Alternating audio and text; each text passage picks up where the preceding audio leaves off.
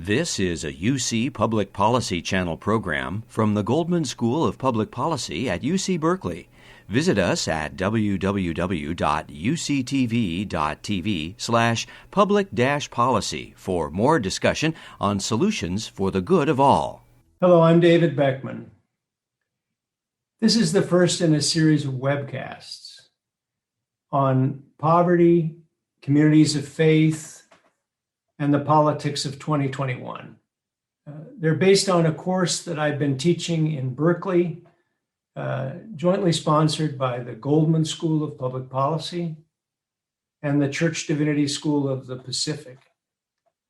They're about 30 minutes apiece. They're enough to last once a week between now and the 4th of July. I envision people watching them on Sundays, starting today and going to Independence Day, sort of from faith to politics, from the Easter season to the 4th of July. Because of the experience of recent decades, we know that we can reduce poverty.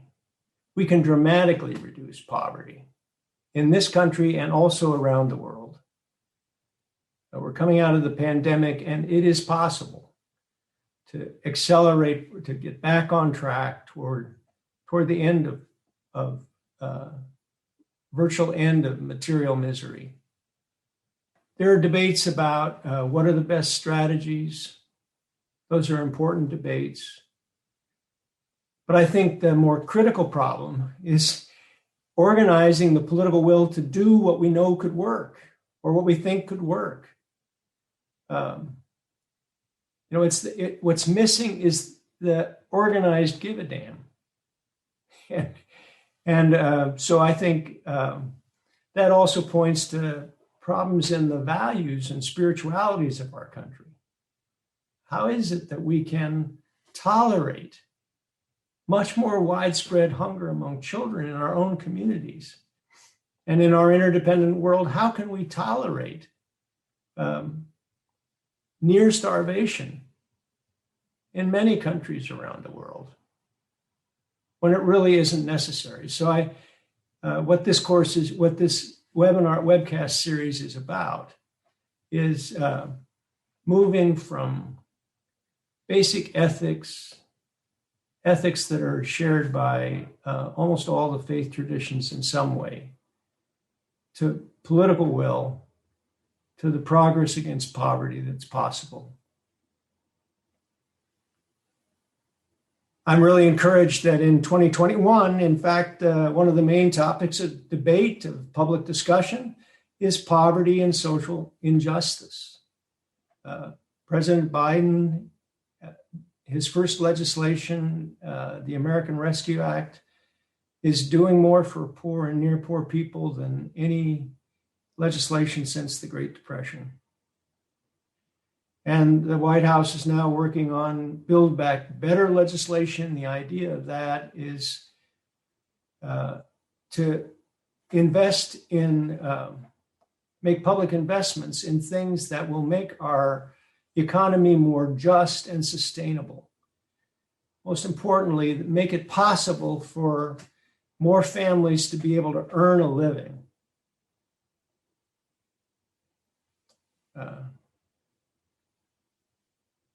I'm disappointed that so far the Republicans in Congress are voting as a bloc against everything Biden. What I'd like to see is that the two parties would work together, with the minority party offering to vote for the bill in the end if they get their way on some issues. I think you get better legislation that way, but that's not what's happening. Instead, it's voting as a bloc to make this president unsuccessful. And they're doing that, I think, even some Republicans who I think could see the value in what Biden's trying to do. I think they're doing it because Trumpist attitudes are still very strong among some of their most enthusiastic voters. On poverty issues that are important to vulnerable people generally, President Trump's policies were harsh. I don't think there's any getting around that. But the truth is that most white Christians voted for Donald Trump in 2016 and 2020. That's also part of the politics that we're living in 2021. I think the most important thing to know about poverty is that we can dramatically reduce it. If you think you can't, well, then, you help somebody out. You give $100 to a food bank. It's important to give $100 to the food bank, but we can do more. If we work together, use our political process, we can establish systems that make it possible for people to take care of themselves. Let me start with a story that starts way back at the beginning of my professional career.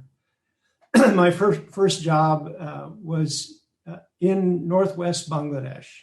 My wife and I lived in a town called Takargaon, and I spent a lot of time, both days and nights, in a little settlement called Goria, about 100 families. And I stayed with the primary school teacher. His name is Mr. Badi. His wife had gone to stay with her mom and dad during the time she was getting ready to have their first baby. And so Mr. Badi was able to welcome me into his one-room house. So I slept there with him at night and spent a lot of time hanging out with Mr. Badi and his friends. I'm not sure I did too much to reduce poverty in Bangladesh during those months, but I certainly learned a lot about poverty and about people there. I got a chance to go back to Bangladesh about 10 years ago. I went back to Takargaon, I went to Goria, and amazingly, I was able to find Mr. Badi. It was a wonderful reunion. He held my hand, took me back to his home. Within 5 minutes, there were several other neighbors who came over to see me. We used to meet together after sundown. There was no electricity, so we would talk for a few hours about life. My Bengali was good enough then that I could at least participate. Just a wonderful experience. And what most struck me was how much less poor Goria is than it was when I lived there. Bangladesh generally has made dramatic progress. The roads are better, the schools are better.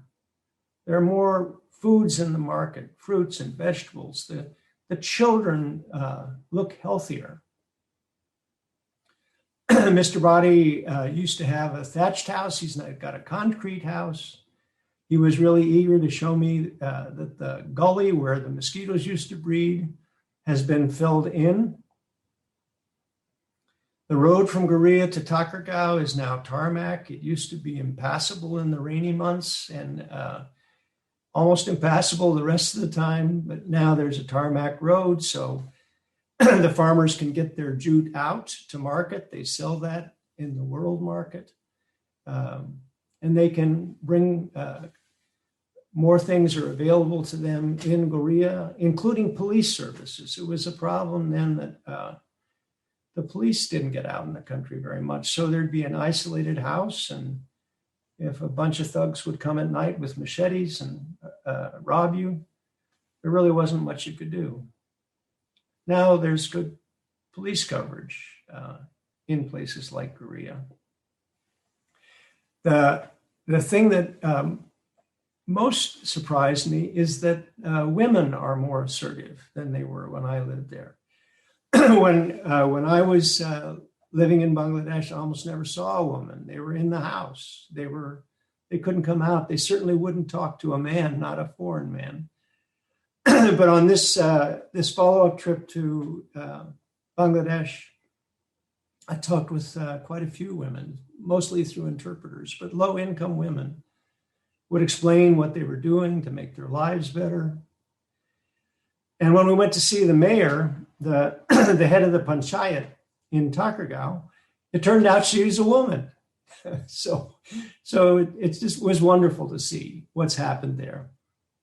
And those kinds of stories can be found in thousands of villages in many developing countries.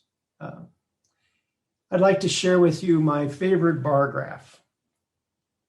You can see the bar graph that shows the dramatic progress that's happened in the world. Just dramatic progress. These are World Bank numbers. I think they're fairly reliable numbers on absolute poverty. Absolute poverty is about the equivalent of $2 a day. At this level of income, you don't eat enough, you don't eat what you should, you don't eat good quality food. Children die in large numbers. It is a severe kind of existence for people. And back in 1990, the World Bank estimates that there were 2 billion people in absolute poverty. By 2019, they estimate that was down to about 600 million people. Just extraordinary change. You know, I'm a preacher, so I look at those numbers and I just think this is an experience of God. This is God moving in our time. It's something like the Exodus, great liberation, but much, much bigger even than the Exodus. You can also see the numbers for the United States. They show that our progress has not been as rapid. The first number is from 1967. That's a long time ago. And in fact, most of the progress in the US was, in all those years, was made between 67 and the early, about 1973. So during those years, during the 60s, there was rapid economic growth up until 73, 74. And then both President Johnson and President Nixon set up, what they together did was to set up the social safety net programs for low-income Americans. Those programs have been in place. They've been improved over the years, and they reduced poverty and have maintained it at a lower level for all those years. We haven't made as much progress as many other countries, and that's mainly because wages have been pretty much stagnant for all those years. But it's important to note that we have made progress. It's not impossible. And it shows us that we can do more. I was served at Bread for the World for almost 30 years as president and recently retired. And it gives me a chance to think in a broader way about how to achieve the mission of Bread for the World. Bread for the World is a Christian advocacy movement to end hunger. Lots of churches, hundreds of thousands of people across the country are involved. Importantly, some people are very involved. A smaller group of people give it a lot of time and thought. And together, all those folks contact their members of Congress on issues that are important to hungry and poor people. On the global issues, going back a ways, when I started at Bread for the World, pretty much Bread for the World and some of the other church groups were almost by ourselves in advocacy for poor people around the world. A big turning point was the Jubilee debt relief campaign of around the year 2000. Jubilee is a passage in Leviticus that calls for debt relief once every 50 years. And so there was a scattering of Christian people of all stripes around the world who wanted a jubilee for low-income developing countries.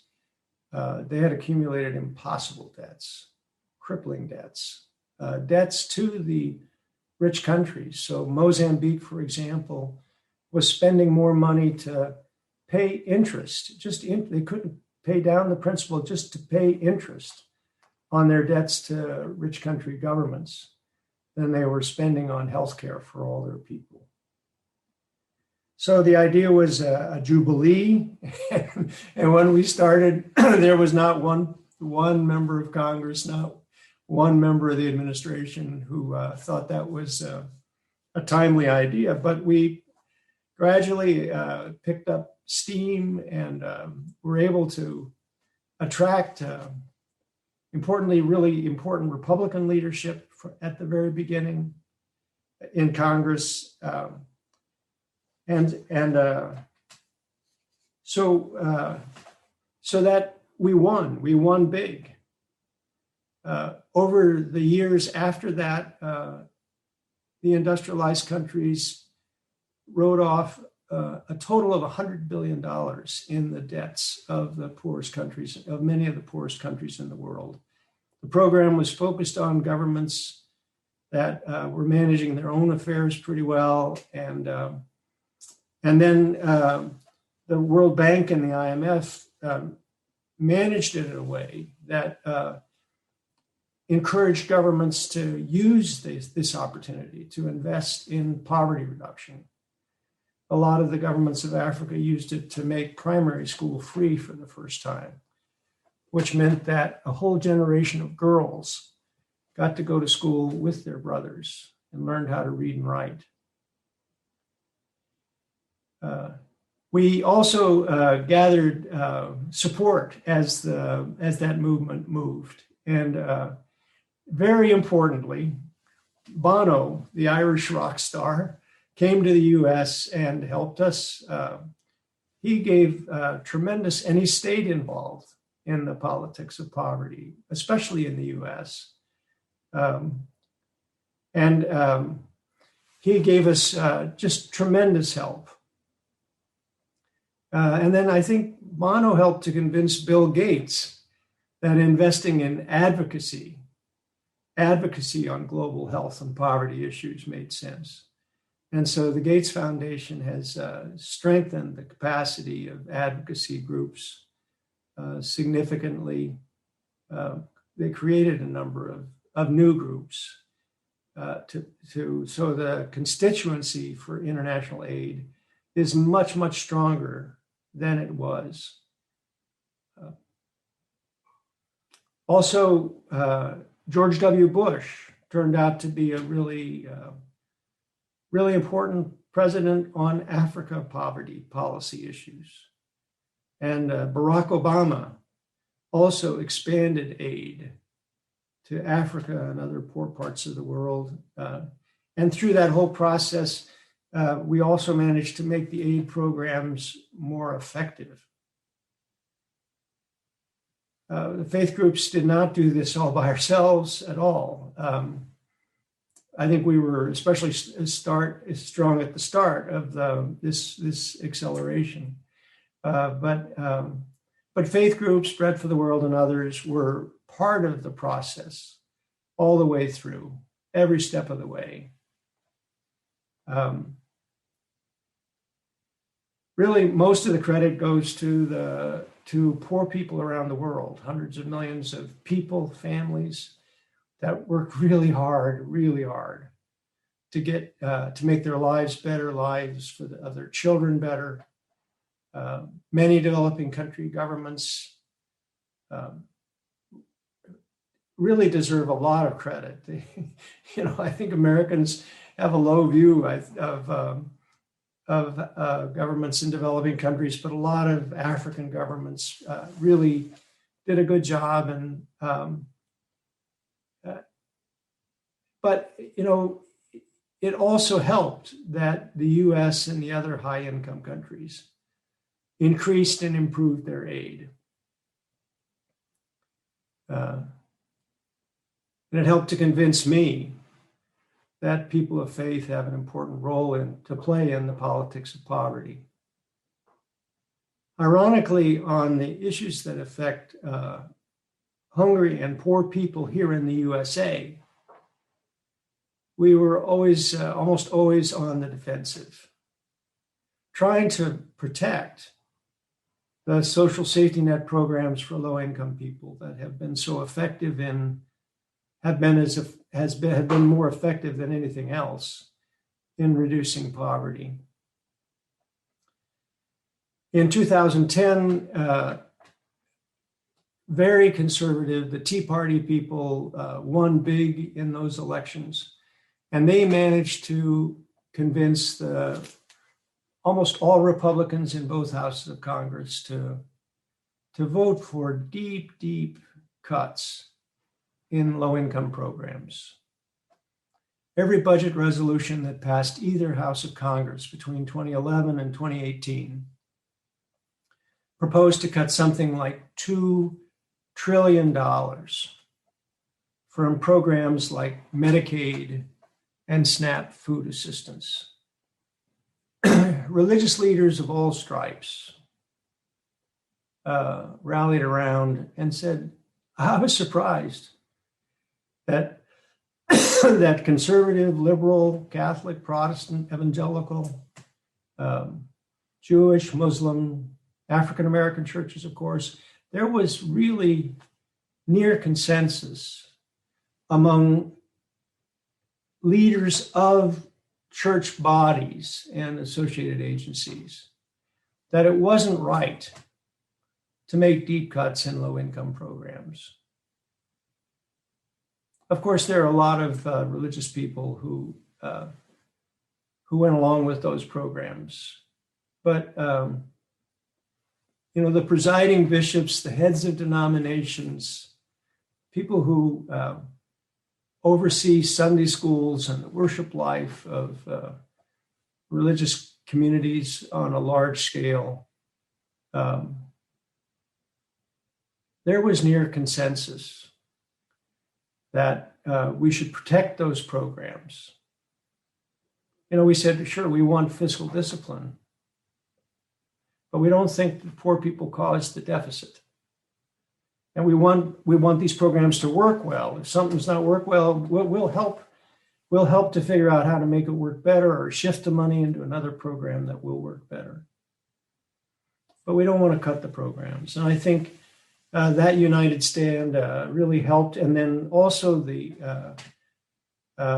faith-grounded activists across the country also play a really, really important role. So these are people who understand that changing the world for God is part of their life, and they make it their business to know the issues and to get to know people in the congressional offices, get to know staffers and their own member.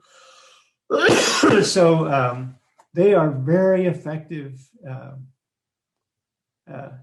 often, usually very much welcome in congressional offices because they're thoughtful and respectful, and they are outstanding lobbyists for people in poverty.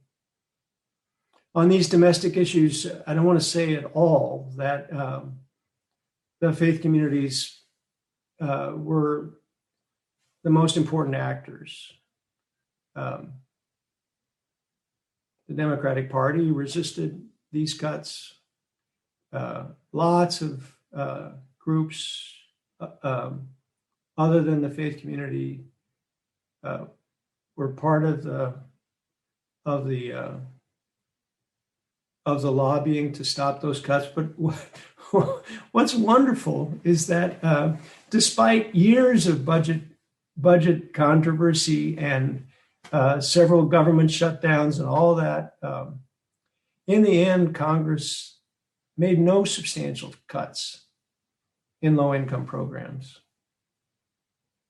They'd approve the budget, they'd move massive legislation, get close, and then repeatedly, especially in the Senate, a handful of Republicans would vote with the Democrats. And so the actual cuts just didn't happen. And now that same coalition is working in a dramatically new context, not to just support whatever President Biden wants. There are real issues there, but to support the direction of helping the people and communities that have suffered the most during the pandemic, and also changing our economy in ways that will make it easier for people to make a living. On those issues, we really are supportive. I'm pretty sure that most of you who are watching this webcast are yourselves leaders in this great cause. Otherwise, you wouldn't be watching. And my hope for these webcasts is that they help us to achieve the great liberation from poverty that God's made possible in our time.